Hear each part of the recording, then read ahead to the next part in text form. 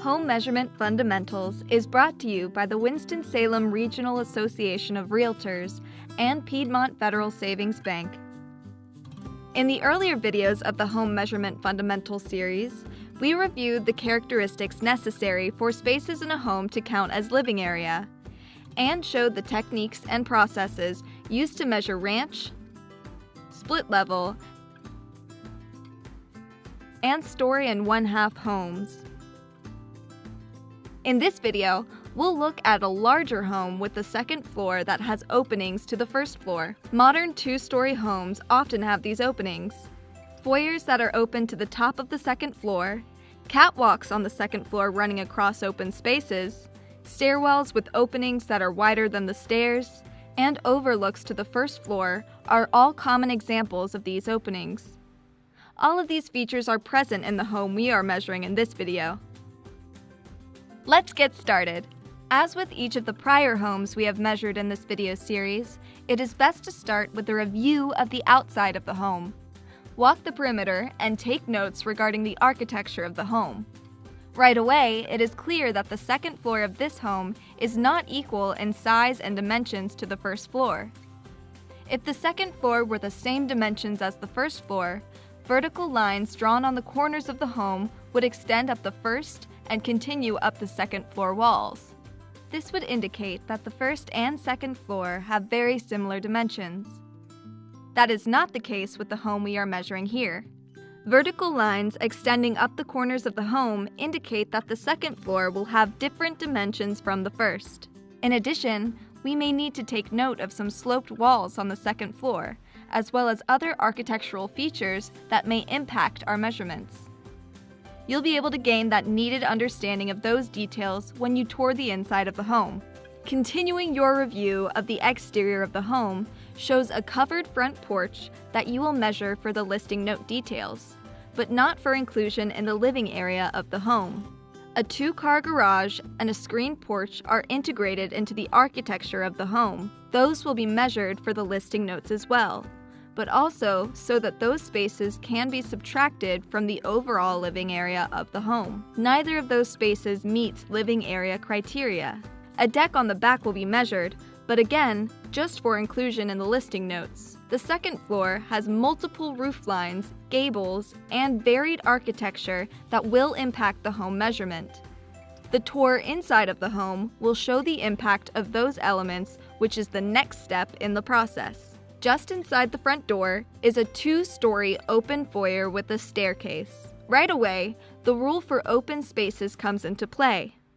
If you can't walk on it, you can't count it in the square footage of the home. The square footage of the foyer on the first floor will count within the living area of the home, but the portion of the second floor that is open in the foyer area will not count. The square footage of the staircase itself will count within the square footage of the second floor, but again, the open area around that staircase will not count within the second floor square footage. The square footage of the area under the staircase on the first floor will count within the square footage of the first floor regardless of its ceiling height. As such, all of the foyer square footage is included within the square footage of the first floor. Except for the screened porch and garage, which we saw from the outside, the rest of the first and second floors meet the living area criteria and will be counted within the square footage of the home. A further review of the home reveals a two-story open living room space. That square footage will only be counted within the first floor. Again, if you can't walk on the area, it cannot be counted, so the open space to the second floor is not counted within the square footage of the second floor. A fireplace in the living room rises in the center of the room. Its hearth and chimney will be included within the square footage of the home as it is positioned within the living area of the home. A catwalk extending from the stairs that were seen in the foyer runs along the living room with an open overlook to the first floor. The square footage of the catwalk will count within the square footage of the second floor. A number of sloped ceilings are present on the second floor, but all of them have a clearance or height of at least 5 feet, and at least half of each room with sloped ceilings has a ceiling height of 7 feet. As such, all of the square footage in those rooms will count as living area within the square footage measurements. All of the dormers on the second floor meeting the ceiling area requirements have ceiling heights in excess of 5 feet, so the square footage in those dormer areas will count within living area as well. With the architectural details of the home noted and the review and tour of the home complete, it's time to go back outside and measure the exterior walls at ground level. Sketch and measure each wall, recording your measurements and double-checking each. Work your way around the home.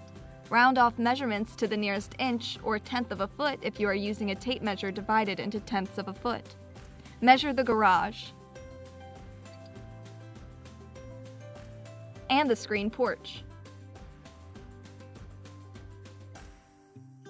Neither of these spaces will count within the living area of the home, so you will need their measurements to exclude their square footage. Be sure to add 6 inches or half a foot to each measurement that includes an exterior wall so that the thickness of exterior walls are being included accurately within your measurements. Always remember that your wall dimensions are to be based on exterior measurements of the home. Those exterior measurements are used to calculate square footage. Work your way around your sketch, adding wall measurements to ensure that your sketch closes around the home's architectural features. This is a good way to ensure that your individual measurements are reflecting the multiple walls which make up the exterior of the home. The sketch and measurements for the first floor of the home look like this. Now it's time to go inside to measure the second floor. The tour of the home revealed that the second floor has a number of spaces that are open to the first floor. The objective in measuring the second floor is to capture the measurements of all floor space that you can walk on. Open spaces do not count, but the area of the stairs and the catwalks do count. Work your way around the second floor, measuring each wall. The objective is to capture the measurements of the outside perimeter of the second floor space, including the thickness of the exterior walls. As you work through the second floor, you will need to add a half foot to any measurements which include an exterior wall, and a half foot to any measurement that includes an inside dividing wall. As you move around the perimeter of the second floor, take care to not count dividing walls between the walls you are measuring twice. As the second floor space is measured and sketched, it becomes apparent that the second floor space is irregular, with several right angles and turns. Measure all perimeter walls as well as the catwalk and stairs. When your sketch is complete and you have arrived at the point on the second floor where you started measuring walls, your sketch should close.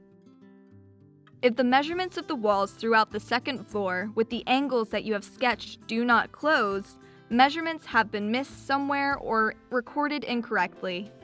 Be sure that the sketch closes. If not, remeasure the second floor. The sketch and measurements of the second floor look like this. It's an interesting floor plan, and the sketch reflects it, including the areas that are open to the first floor. As with any measurement project, take reference photos inside and outside of the home, and file those with your sketches and notes. Your measurement and sketch work at the home is done. Now it's time to transfer your sketch details and measurements to graph paper, along with your notes about the areas which will be included in living area and those which will not. You can also use one of the computer applications designed for home measurement projects. We will demonstrate the process here using graph paper and standard calculations. Once your drawing on graph paper is complete, the calculation process is a matter of breaking down all of the measurements into rectangles or boxes, multiplying the length and width of each rectangle, which is to be included in the living area, and adding those together for a total. There is no set way to divide up the sketch into rectangles. We'll demonstrate 2 slightly different ways of doing this with the first and then the second floor. The sketch and resulting drawing of the first floor of the home looked like this. The square footage of the screen porch and the garage will not be included in the living area of the home, so those will be ignored in this process. This is a process of identifying rectangular areas to include within living area and identifying rectangular areas that will be excluded.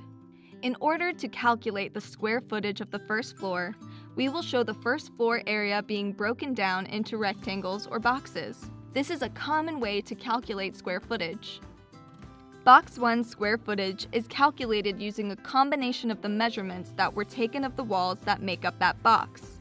The square footage for Box 2, which is the screen porch, is calculated and subtracted. The square footage for Box 3 is also subtracted. That space is within the garage and not counted within the living area of the home. Much of the remaining square footage of the first floor is captured by Box 4. The portion of the deck shown in Box 5, which was included in Box 4, is subtracted. Last, the remaining square footage of the first floor is captured with Boxes 6 and 7. Overall, this is a process of breaking down the space into smaller rectangles with the square footage of each determined based on the various measurements that you took. Once all of the boxes are added or subtracted as necessary, the square footage of the first floor emerges. The first floor of this home is 1,921.3 square feet. The sketch and resulting drawing of the second floor of the home looked like this. In order to calculate the square footage of the second floor, we will show the second floor area encompassed in an inclusive box. The square footage of that box is calculated, and then areas outside of the walls of the home are broken into boxes and subtracted from the square footage of the overall box. The dimensions for the overall box are taken from the various dimensions you captured throughout the second floor. Once that square footage is calculated, the various boxes outside of the home's perimeter are identified, their square footage calculated, and each subtracted from the overall box. The second floor of this home is 1,299.3 square feet. When combined with the square footage of the first floor, the overall square footage of this home is 3,220.6, rounded to 3,221. Within the listing details for the home, the first floor and second floor are shown separately. If you are completing the additional portions of the MLS form for the home, use your notes regarding details such as the garage and screen porch and their dimensions, as well as other features of the home. Your reference photos will provide a good backup for completing these details within the MLS or CMA document. The result is an accurate and detailed measurement of this two-story home, taking into account the open spaces in its second floor. Potential home buyers, real estate professionals, and others can rely on your work as they make decisions regarding the home. For other information and authoritative guidance about measuring homes, consult the document Residential Square Footage Guidelines published by the North Carolina Real Estate Commission. Inside, you will find useful details and example sketches and measurements of varied home styles. Keep the document on hand for reference and support of your measurement projects. Home Measurement Fundamentals is brought to you by the Winston-Salem Regional Association of Realtors and Piedmont Federal Savings Bank. Live local, bank local.